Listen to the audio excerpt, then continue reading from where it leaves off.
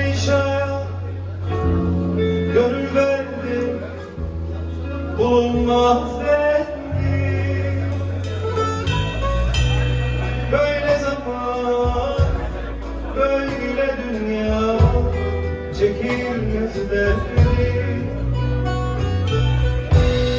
Söyle Murat, söyle bile, dardan Güleyşa. Böyle zaman, böyle dünya, çekilmez derdi. Söyle Murat, söyle bile, dardan Güleyşa.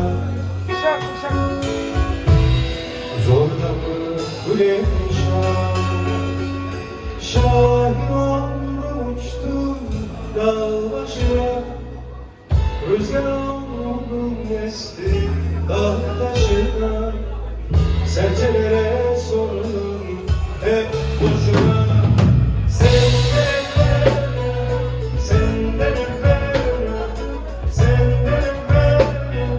senden evvel, koyma beni böyle bir başına.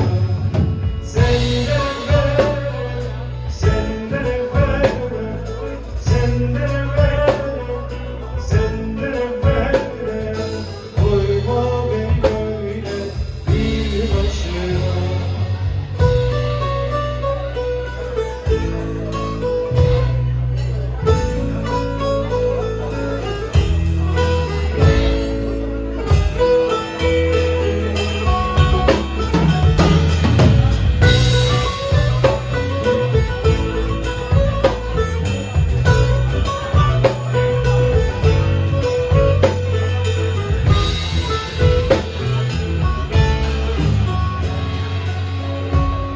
Bir ceylanın yavrusuna tüfek tutulmaz.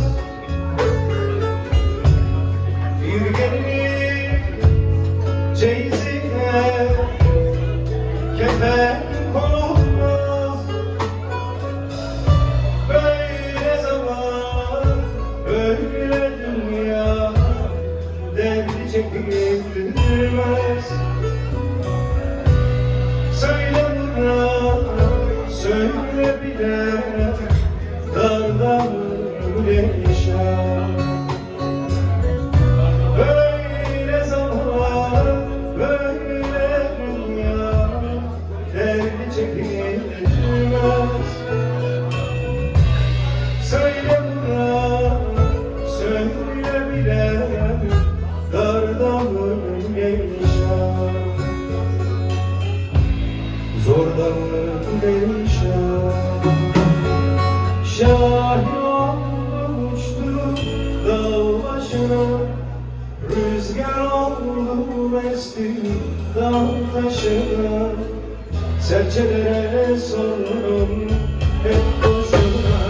Senden evvel, senden evvel, senden evvel, senden evvel, koyma beni böyle bir başıma. Senden evvel, senden evvel, senden evvel, senden evvel, koyma beni böyle bir başıma.